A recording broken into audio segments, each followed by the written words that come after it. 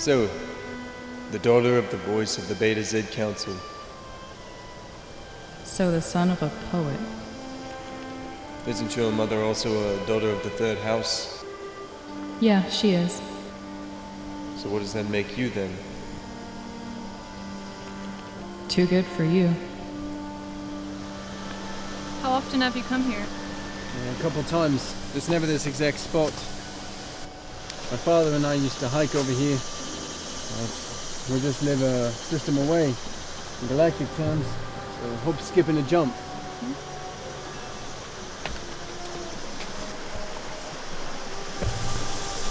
Speaking of galactic terms, can you believe that the Council is considering joining an interplanetary alliance? They're going to vote on it soon, but I really don't see the motion passing. You mean the United Federation of Planets? Of course that's what I mean, I just don't see why we should. I don't see it passing either. It doesn't benefit us. We've been fine on our own. Why change now? I agree. Being part of a large group only suppresses our uniqueness. My mother agrees as well. I'm sure she'll be voting no. It's an intriguing prospect. The Terrans would have us believe it's for our mutual benefit to protect from hostile races. Seriously, what do we even know about these Terrans? And Vulcans are just arrogant and condescending. Well, I've never met a Terran, but if the Vulcans think it's a good idea, it must be logical. It's set up over there.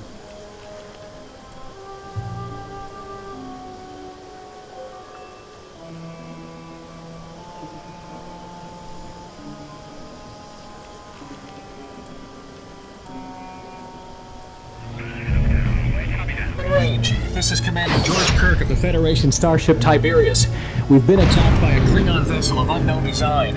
We've been forced to abandon ship and are drifting in the escape pods. We have limited supplies. We need help immediately. I don't know how much longer we can...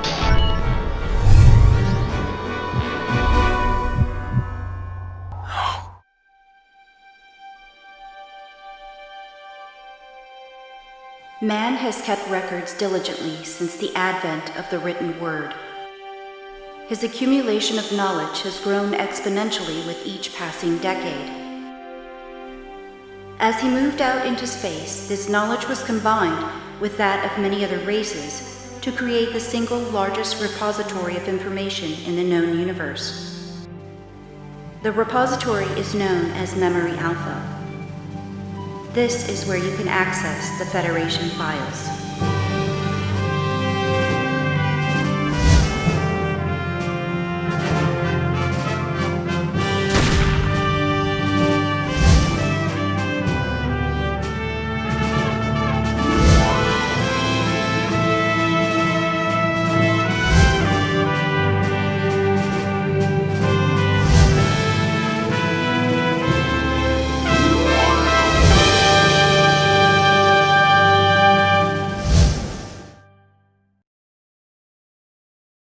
Let's set up over there.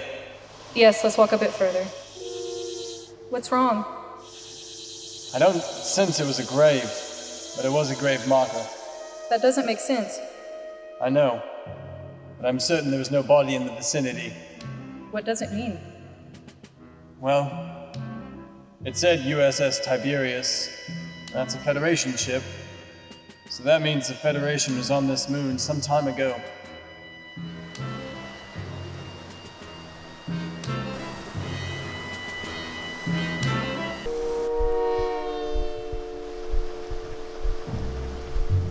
That's part of the risk of being in Starfleet. I don't want to join Starfleet, Dad. It's your decision, son. But you have plenty of time to make it. Are you going to be going out again? Well, I don't know. Starfleet hasn't issued new orders yet. I don't want you to go out again. It's not safe. Well, don't worry. I'm not going anywhere anytime soon. Besides, I plan on being here when your mom has your new brother or sister. How much longer? About a month or so. These things don't always go by the book. This belonged to a Terran. They're a deeply emotional species. Really? I hope that they're fairly primitive. They haven't even developed any form of telepathy yet. Their emotional attachments are strong. Well, Suppose that's better than the emotionless Vulcans. Vulcans do have emotions, they just repress them, but they have no passion. You know what they do have? No what? Ale. Really good ale. Cheers. It is very good, but one must wonder how a logical race managed to make an alcoholic beverage which would inhibit their perfect brainwaves. It's an echo from the distant, violent past. So the Terran that was here, I got the impression that he was not alone. You mentioned a Klingon attack. Here, see what you can read from this.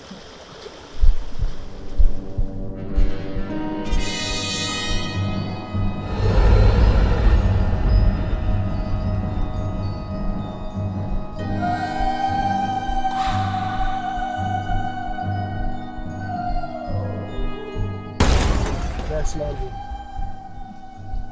His comrade was with him. I must also report the death of the Tiberiad's first officer, Mitchell McCabe. We managed to get off the ship together, but he suffered fatal injuries and died not long after we ejected the pod. Let the record show that Mitch gave his life in the performance of his duty. To his wife and kids, he died talking about you. He loved you very, very much. And I'm so sorry for your loss.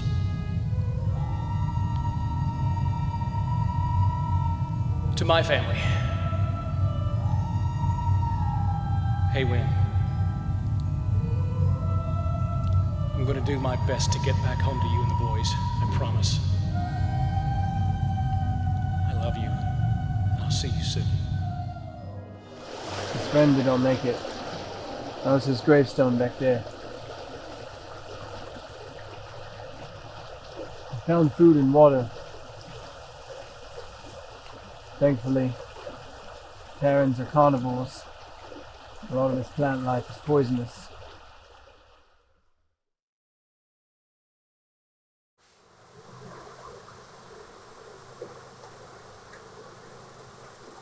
Right here.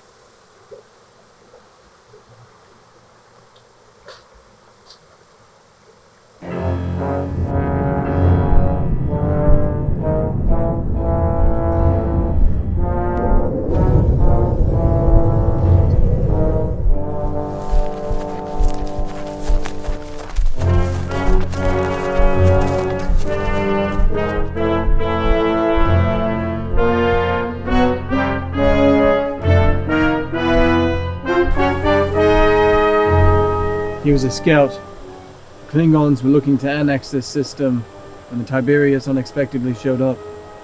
Klingons this close to Beta Z? How fortunate that the Federation was nearby. Fortunate for Beta Z, there definitely was a conflict here between Klingons and the Terrans. We have to report this. Leave the bones as you found them, but any other relics you can find we can take. We have to get this stuff to my mother. The picnic is over.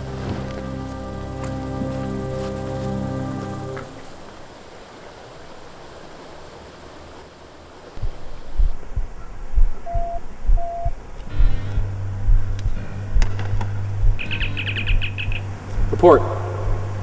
We're almost out of rations, Commander. We've cut back further, but I estimate we'll be out of food in 3 days.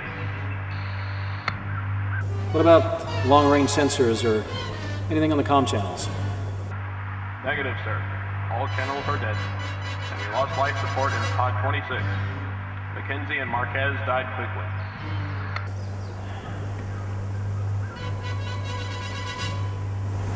Damn you, Starfleet.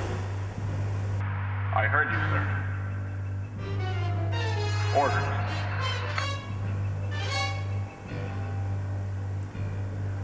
Do what you can. Survive. Kirk out.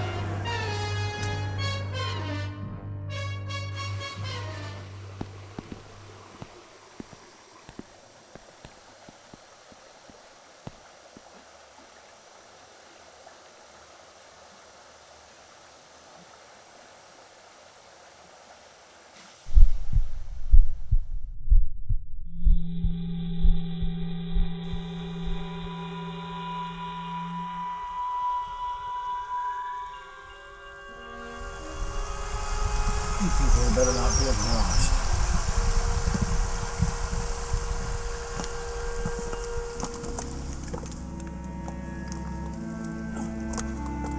Are you alright, Commander?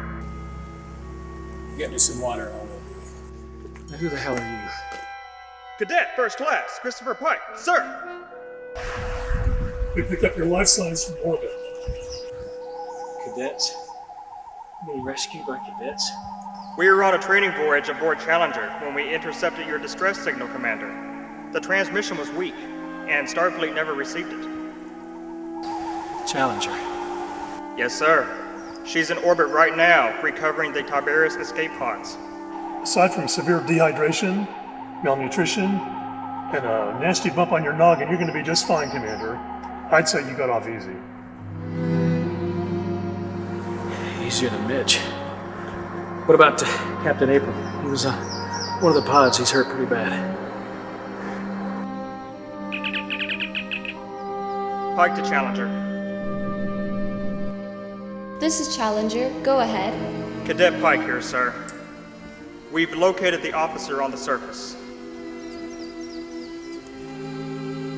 This is Commander George Kirk, Security Chief of the Tiberius. Are you well? I live. Have you located Captain April?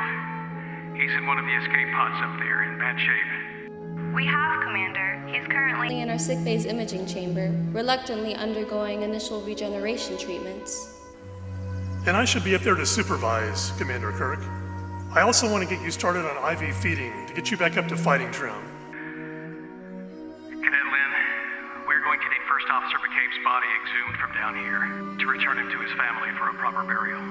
Understood, Commander. I'll have a team beam down to arrange it once we secure the remaining pods. Thank you, Cadet. 5 to beam up. Kirk out.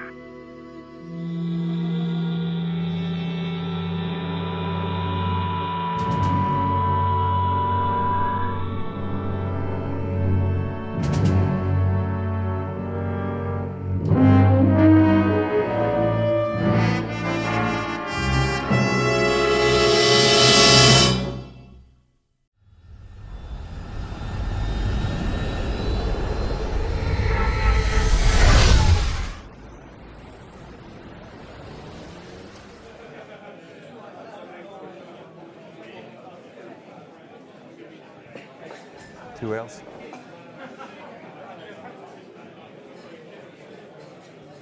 You need glasses? Not necessary. It's on the house. Oh, thanks. Thanks for your service. Hey, turn it up. The Federation Council has broken for recess, and this reporter has just verified that the Council has accepted the petition for membership from the planet Beta Z. Why is everyone so happy, Mommy? Because Earth just got a new friend, honey. Ah, just what we need. More aliens. Oh, come on, Bart. Better have a new friend than a new foe.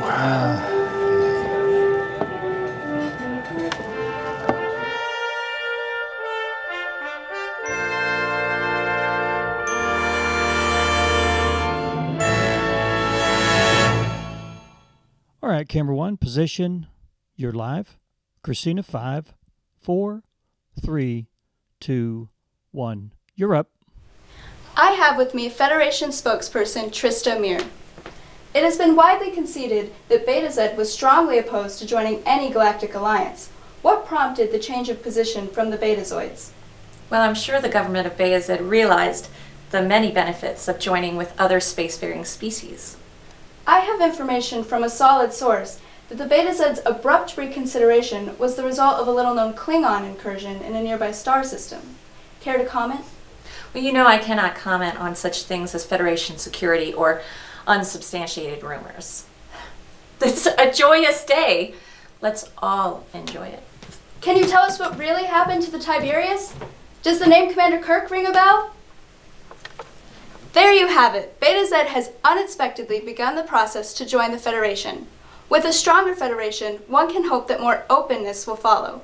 Please continue to monitor this channel's updates. This is Christina Shailene returning you to the Galactic News Network studio.